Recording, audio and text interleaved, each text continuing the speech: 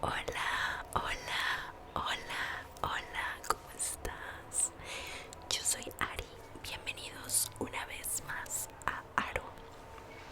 Y no me mates, porque este video ya lo tenía grabado. Por alguna razón el audio salió del chat, no sirvió. Estoy aquí otra vez para grabártelo, porque es uno de los videos más pedidos y sobre todo en lo personal es de mis favoritos. Y estoy aquí en el dita, en mi depa, pero está haciendo muchísimo aire. No tengo idea por qué. Así que si escuchan sonidito de aire es porque de verdad aquí me va a llegar un tornado. Aquí tengo a la nube, estoy en su camita, así que estoy invadiéndola. Muchas gracias a todos los que se están suscribiendo, a los que comentaron para que el algoritmo me pueda recomendar más, pero sobre todo a los que estuvieron súper preocupados por mi vecino. Creepy, sigue siendo creepy. Ya no lo he visto acá, pero me lo he encontrado. O sea, no sé si es el universo o qué, pero me lo encuentro siempre de frente. No sé si sabe que soy yo, pero se hace como que ni me topa. La verdad es que guardo la calma. Ya le avisé a mis familia, ya le avisé al de seguridad. Hasta ahorita no ha pasado nada, pero siempre que nos lo topamos, nubecita se pone bien intensa. Entonces estoy bien, pero como ustedes son mis mejores amigos, yo aquí les vengo a contar el chisme. Y bueno, pues el tema de hoy, como ya vieron, y yo creo que ya viste en el título, spoiler alert, este es uno de los videos más pedidos, yo creo que incluso desde que inicié mi canal.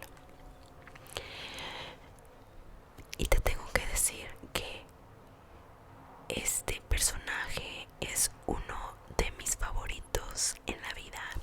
Y perdón, este video lo voy a tener que dividir en dos porque es larguísimo. Hay demasiada información, demasiada documentación acerca de este gran personaje. Así que hoy vamos a hablar del asesino del Zodíaco. Y mira, no estoy aquí para decirte, pero para mí el asesino del Zodíaco es uno de mis asesinos. A lo mejor esto se escucha súper mal, pero favoritos, porque es un hijo de puta, o era. Pero la verdad es que hijo de su madre, qué listo es. Este hombre inspiró a demasiados asesinos a lo largo de la historia de la humanidad. Y no solo en la vida real, ha inspirado a cientos de villanos. E incluso hay una película muy buena, por cierto, y se apega mucho a la historia real de el Zodiac. La verdad es que te digo que es de mis favoritos porque le echaba coco y porque 54 años después no lo pudieron atrapar. Que ya tenemos noción y probablemente al culpable de que, spoiler alert, te lo voy a hablar hasta el final. Pero no lo pudieron atrapar y la forma en el cual él se manifestaba era algo sumamente increíble e inteligente. El asesino del Zodíaco no solamente puso a temblar sus víctimas, este hombre puso a pensar y a temblar también a la sociedad, a toda una ciudad, a todo un país, a todo un departamento de policías, periodistas, diarios de los más importantes en Estados Unidos y incluso hasta un programa de televisión. Me basé en varias fuentes por si estás interesado en leer más, porque obviamente te traigo un súper resumen, pero me basé en el libro de Zodiac de Robert Greene. Lo puedes encontrar hasta en Amazon. Me basé en varios artículos periodísticos del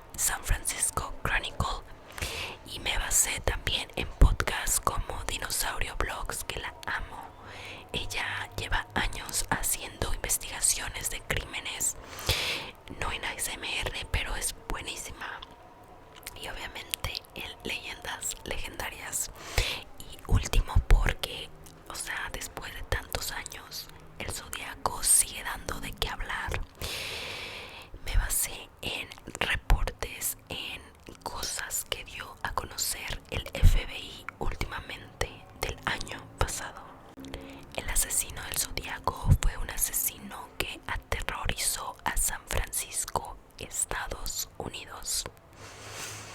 Otra vez, asesino serial, Estados Unidos. Nada bueno de ahí puede salir. Como les digo, inició en la década de los 60 y hasta la fecha sigue dando de qué hablar. Nos vamos a situar en San Francisco el 1 de agosto de 1969 en uno de las oficinas de un periódico, uno de los más importantes en su tiempo, el San Francisco Chronicle.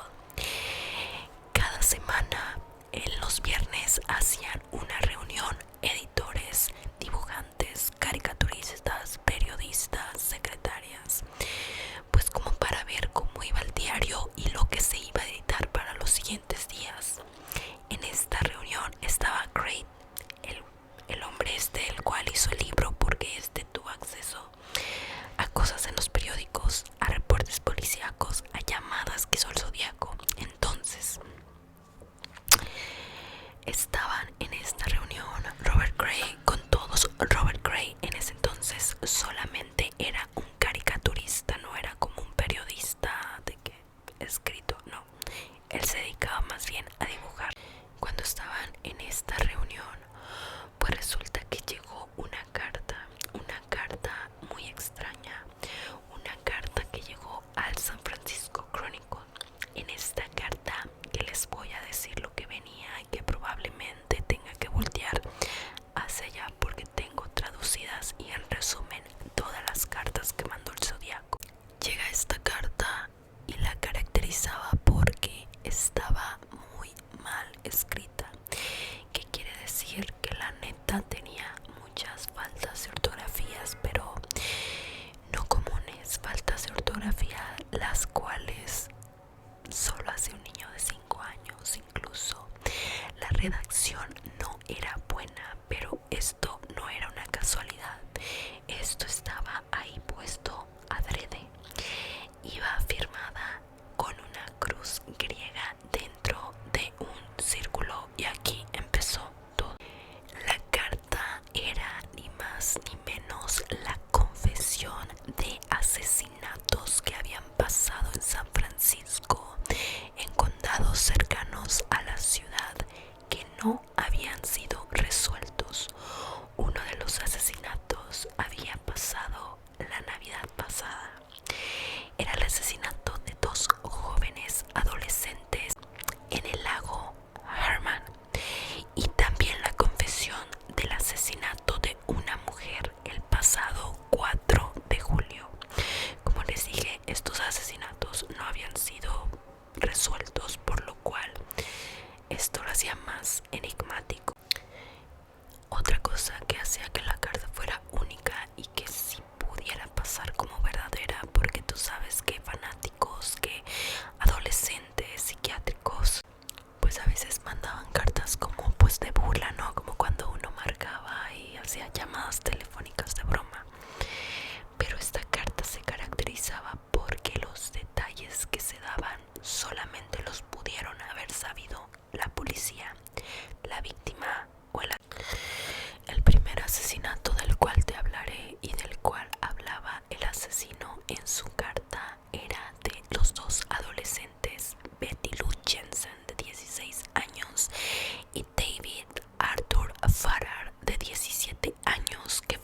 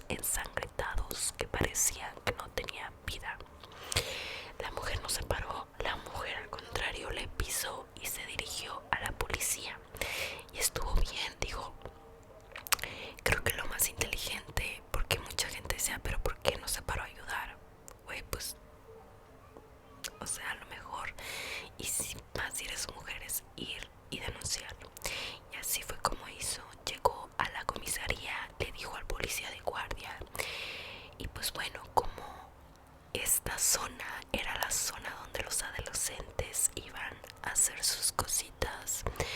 Pues bueno, había una patrulla extremadamente cerca, ya que esta mujer hizo la denuncia a las 11:10 y a las 11:28 la patrulla iba llegando a la escena. Al llegar la patrulla, los policías que vieron todo se encontraron los cuerpos tal y como el asesino los había descrito en su carta. La mujer recargada en la puerta del copiloto, ensangrentada, y el hombre a unos metros del coche tirado con los pies hacia el oeste. Al llegar a donde estaba la mujer, vieron que Betty Lou ya no tenía vida. Betty Lou había fallecido, pero David, a pesar de haberle disparado más de 5 veces con lesiones en hígado, riñón, pulmón, cuello y cara, seguía aferrándose a la vida.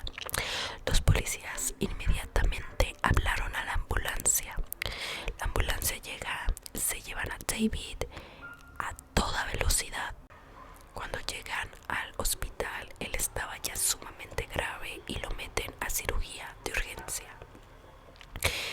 Mientras en la escena del crimen los policías seguían viendo y seguían investigando, tratando de sacar alguna prueba, incluso de ADN, huellas, pelo, algo, no encontraban nada.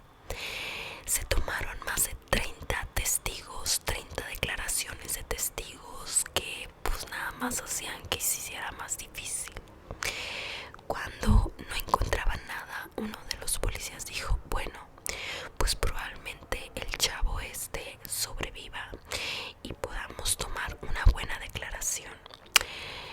Lamentablemente a las 4 de la mañana estos policías reciben una llamada diciendo que David había fallecido en el hospital. 6 meses a esto, o sea en julio, pasó otro asesinato que tuvo que ver con este mismo pues sí, asesino, el que él declaraba que fue el 4 de julio, y aquí te lo voy a contar.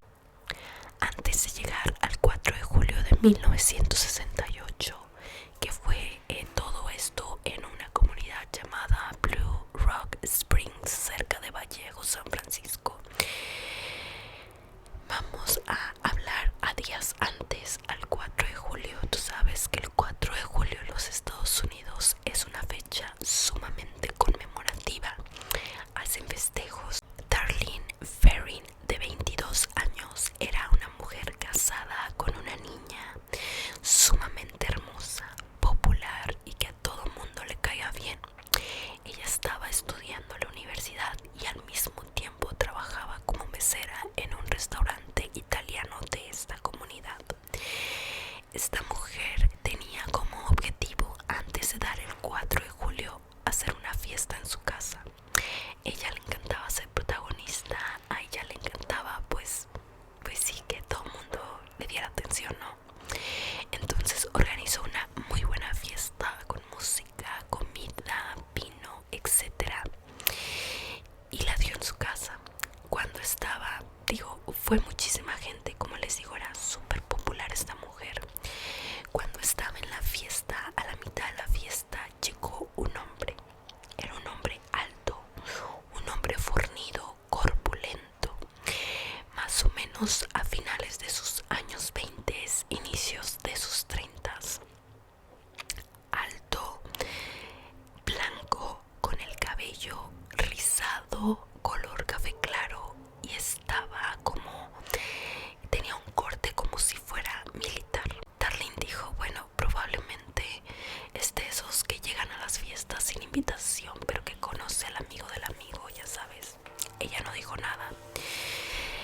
Pero no sé si te ha pasado que a veces sientes como un presentimiento extraño, como que algo no anda bien, como que esa persona no te cae. Bueno, esto le pasó a Darlene. Ella lo empezó a observar en toda la noche para ver a quién conocía. Pues este hombre no socializó con absolutamente nadie. Estaba parado en la esquina de la casa de Darlene. No hablaba con nadie, no tomaba, no comía, no bailaba. Es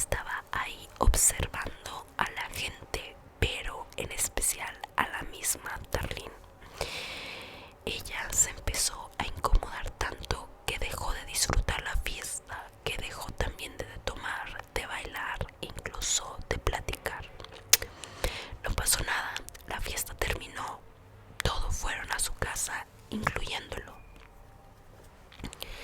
Se llega el 4 de julio y el 4 de julio en la comunidad de Vallejo había fuegos artificiales, había eventos, incluso se festejaba algo que se llama la señorita Miss Fuegos Artificiales.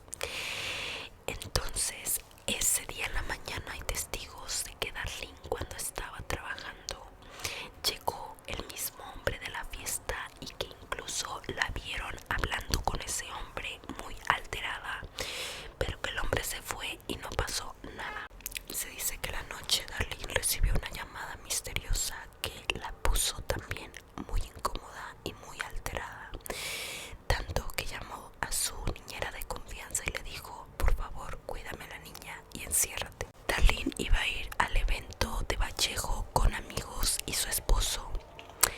Ellos se adelantaron por alguna razón y Darlene se sentía pues con miedo y desprotegida, así que hizo una llamada a su amigo Michael.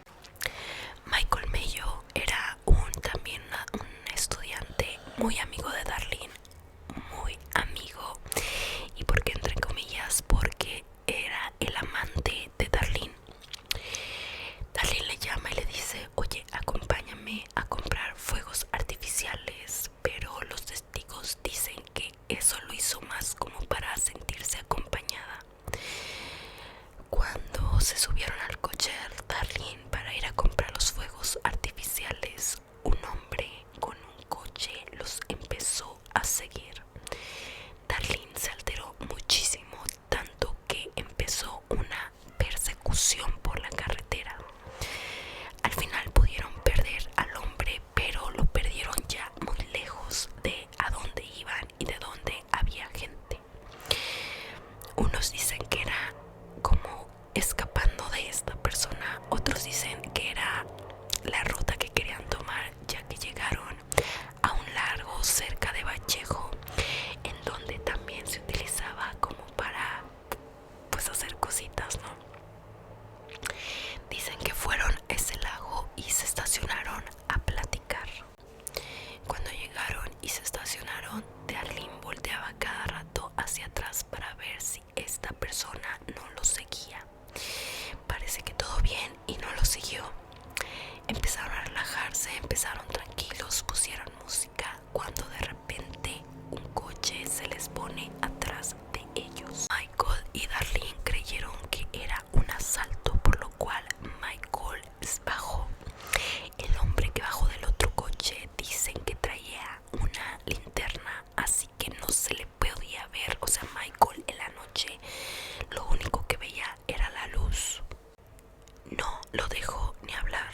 El asesino apuntó su arma y le disparó 5 veces a quemarropa para después ir con Darlene y dispararle otros 5 veces. No los dejó ni hola. El asesino se dio la media vuelta a su coche, tranquilo, sin prisas, cuando escuchó quejarse a Michael, por lo que regresó como a darle el tiro de gracia. Le disparó a él y otro a Darlene por si las dudas. Una mujer escuchó los disparos aproximadamente a las 10 horas de la madrugada, 10 horas de la madrugada. La policía llegó 45 minutos después de que se reportó al lugar de los hechos. Vieron un coche parado con las luces prendidas y 2 cuerpos ensangrentados. La ambulancia llegó súper rápido y Darlene no resistió y en el camino murió. Michael, durante la ambulancia, apretando los dientes del dolor, lo único que pudo decir es que el asesino era blanco y tenía un coche marrón. Cuando llega al hospital, él seguía vivo y lo metieron de urgencia a quirófano, a cirugías. No se encontraron de nuevo pistas, no se encontró ADN, no se encontraron testigos. Los policías regresaron a la estación como para iniciar la investigación, hablar a detectives, etc., cuando recibieron una llamada que iba a cambiar todo. En la llamada era un hombre con una voz extremadamente calmada, confesando que él era el autor y el asesino de estos 2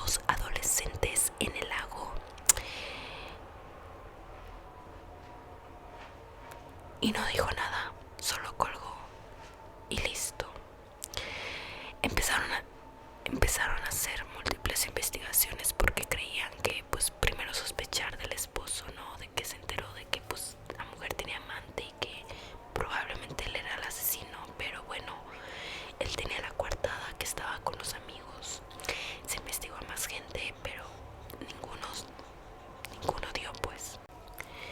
La llamada misteriosa se rastreó por la inteligencia y dieron con una estación de gasolineras.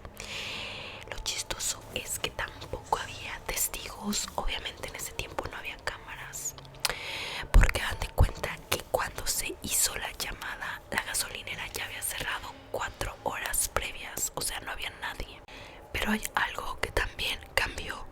Michael, a pesar de los más de 5 disparos y de la gravedad y de las múltiples cirugías, vivió, así que era un buen testigo para iniciar a dar con este asesino.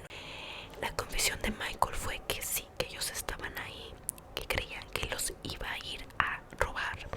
Él se bajó y que pegada a la arma de esta persona estaba así como con cinta una linterna, por lo cual no le podía ver la cara. La cosa es que cuando le disparó, la linterna hizo esto, y cuando se apagaba y veía los flashazos de los disparos, alcanzó a ver la cara del asesino. El asesino, tal y como se ha descrito a lo largo del Zodíaco, era un hombre alto, fornido, 29-30 años, con un corte militar, blanco, con lentes, con cicatrices en la frente y que sobre todo cabello rizado color café claro. El 7 de julio de ese mismo año, los padres de Darlene también hicieron una gran declaración. Ese día recibieron una llamada muy misteriosa a su casa. La llamada solamente fue la respiración de una persona al otro lado del teléfono y colgaron. No tuvieron idea qué pasó. Todo esto que te acabo de contar, aparte de que Michael lo dijo, también lo escribió el asesino en las cartas que fue enviada al San Francisco Chronicle. La carta también tenía otra peculiaridad, que tenía un mensaje raro, como en claves, como en jeroglíficos. Nadie sabía qué onda. Y él decía que en esa parte venía su identidad, que tenían hasta el 1 de agosto para descubrirlo, que si no iba a salir a volver a matarlo. Esta parte donde están los jeroglíficos, el enigma, fue dividida en otras dos. Una parte se le envió al San Francisco Chronicle, otra a otro diario importante de San Francisco, el Examiner, y otra al Herald, todos diarios.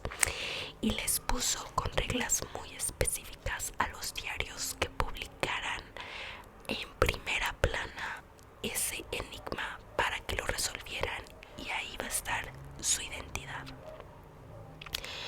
Obviamente los directores de los periódicos lo primero que hicieron fue como, estará bien que lo pongamos, primero porque es como dar evidencia de las víctimas, es muy peligroso, será una broma, no sabemos.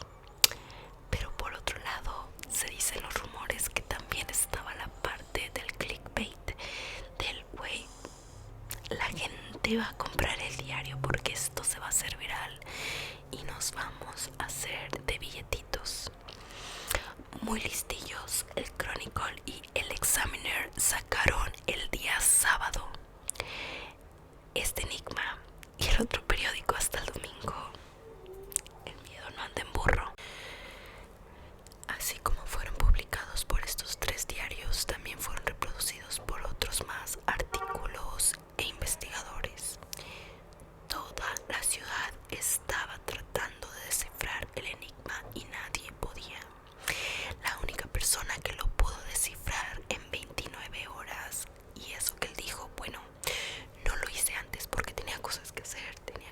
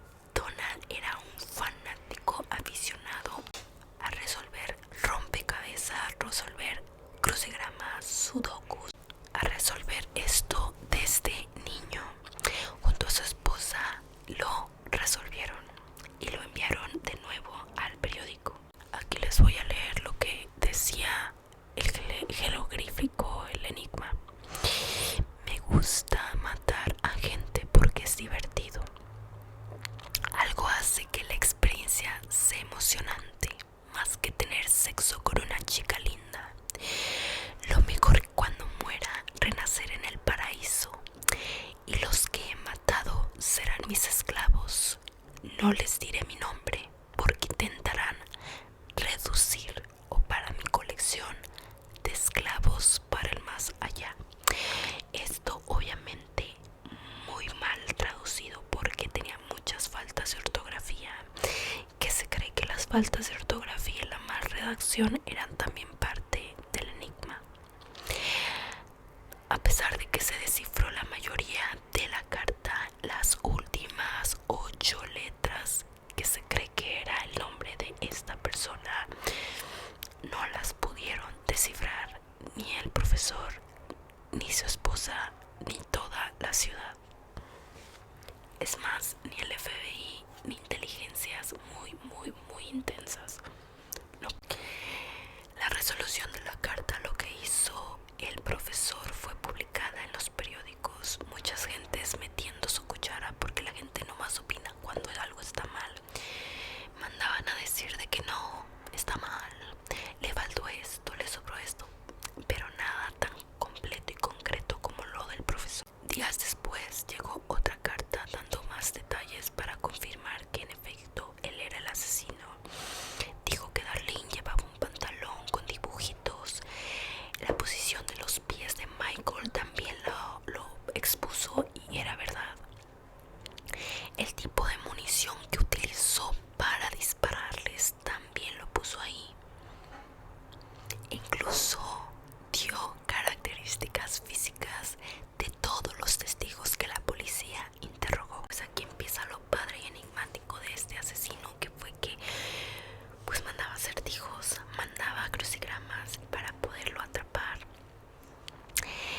Es Robert Gray, el autor del libro del Zodiac. Él investigó y se dio cuenta que él no era un experto en criptogramas, en otra lengua, etc.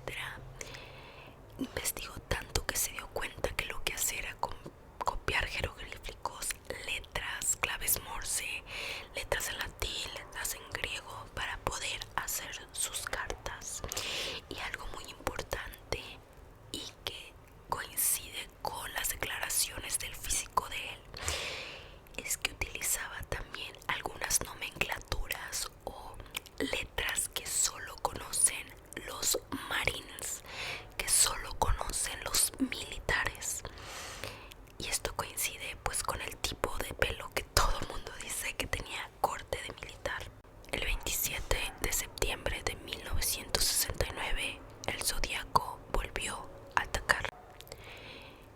Estos eran otra vez dos adolescentes de 20 años, Cecilia Shepard y Brian Calvin, dos adolescentes que estudiaban en la Universidad de San Francisco. Estaban saliendo y decidieron tener un romántico picnic en el lago Pérez. David pasa por Cecilia y se dirigen al lago. Estando ahí platicando todo bien, vieron que se estaciona un coche y que un hombre sale del coche, pero no les hace nada, así que ellos siguen en sus cosas.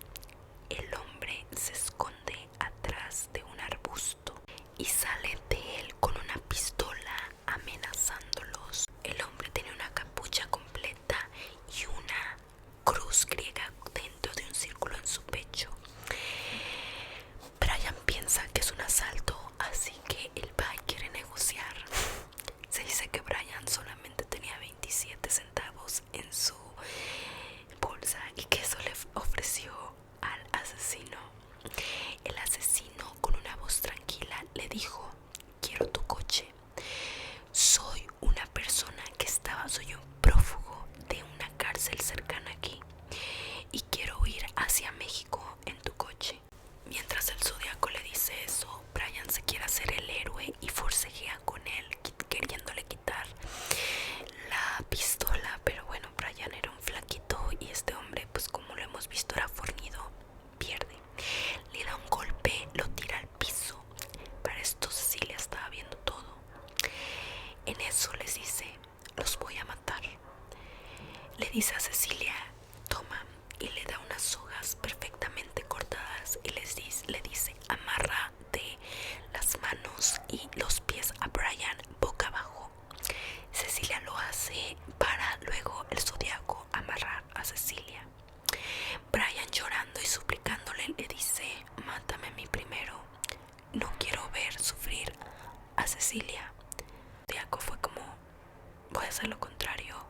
así que apuñala a Cecilia dejándola muy herida para después proseguir y apuñalar a Brian. Apuñaló a Cecilia 24 veces. Cuando hirió a Brian, se dio la media vuelta tranquilito, se fue en su coche, no arrancó rapidito ni nada, se fue. Por alguna razón, y se sigue cumpliendo el patrón, los dos seguían vivos. Un pescador que estaba en el lago vio la escena, que estaban tirados, ensangrentados. Llamó a una ambulancia, llamó a la policía y los dos llegaron al hospital en vida. Entraron a cirugías. Lamentablemente Cecilia murió, pero Brian vivió. El testimonio de Brian era igual al de Michael. Lo volvió a describir físicamente exactamente igual, por eso también sabemos que tiene esta capucha. Pero algo que nos dice Brian es que cuando les empezó a decir que él era prófugo y que los iba a matar, dice que era una voz apagada, monótona, como si fuera una contestadora, sin sentimientos. No tenía acento, no tenía nada característico. Pero que cuando les dijo los voy a matar, su voz se tornó grave y ronca, muy siniestra. Ese mismo día de el Zodíaco haberlos atacado, volvió a hacer lo mismo. Llamó a la policía y dijo: yo cometí esos 2 asesinatos. Y creo que el Zodíaco no sabía que habían sobrevivido, pero él dijo: ya llevo otros 2, y colgó. Como característica, firma o película, además de esto, el Zodíaco en la puerta del coche donde iban Brian y Cecilia escribió la fecha de los asesinatos pasados, el que hizo en Navidad de los 2 adolescentes de Betty Lou y el de el 4 de julio. Esto como para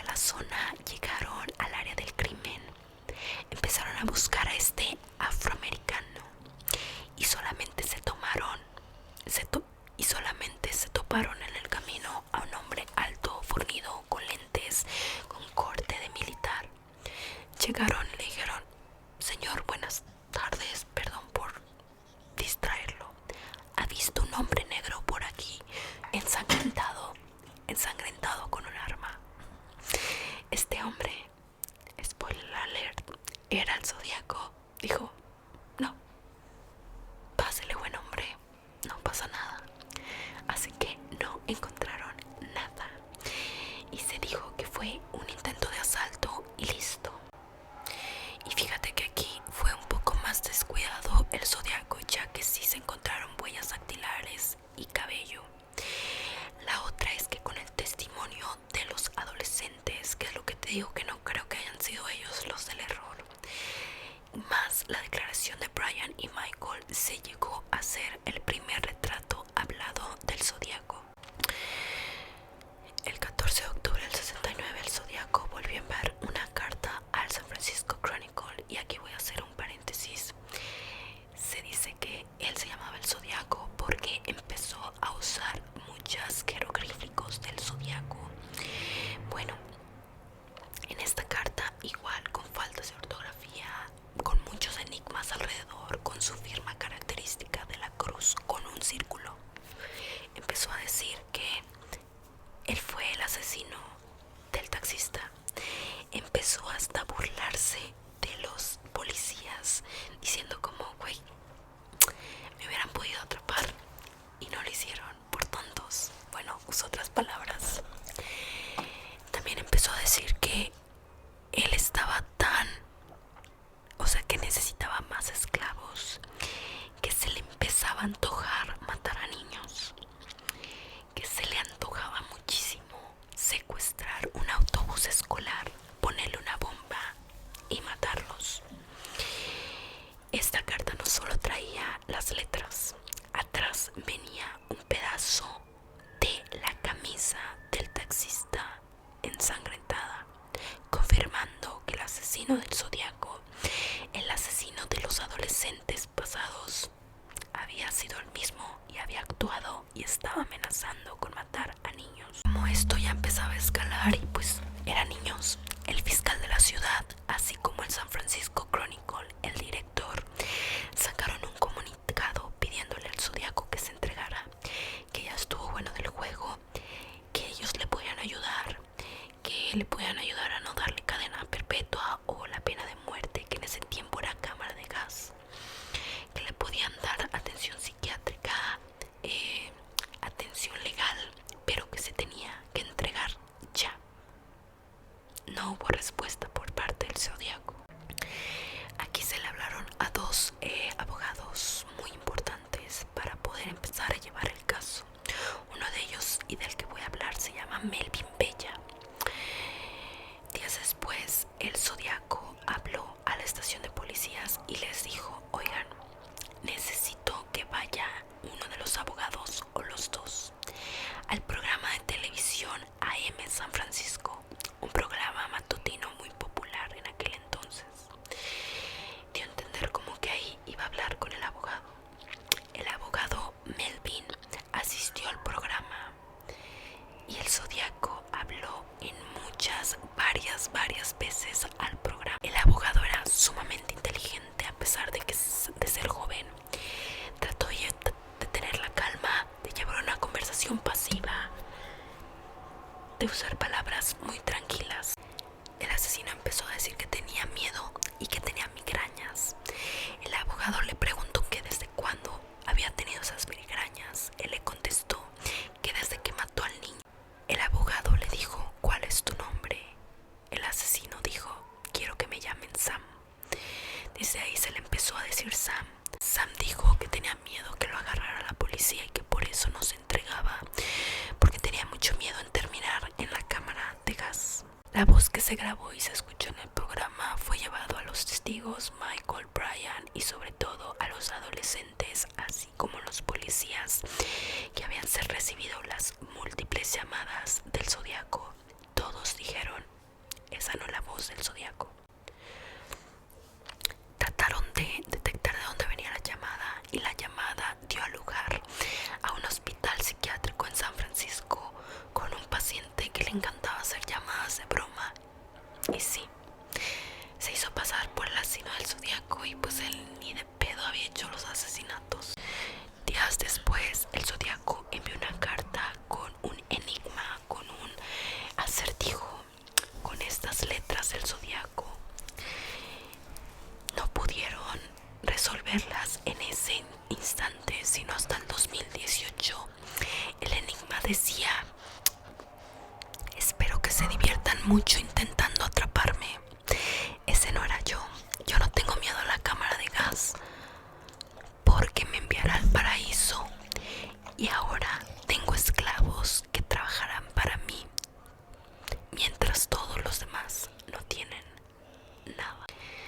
Hasta aquí vamos a hablar de la primera parte del zodiaco. Espero la estés disfrutando y estés muy atento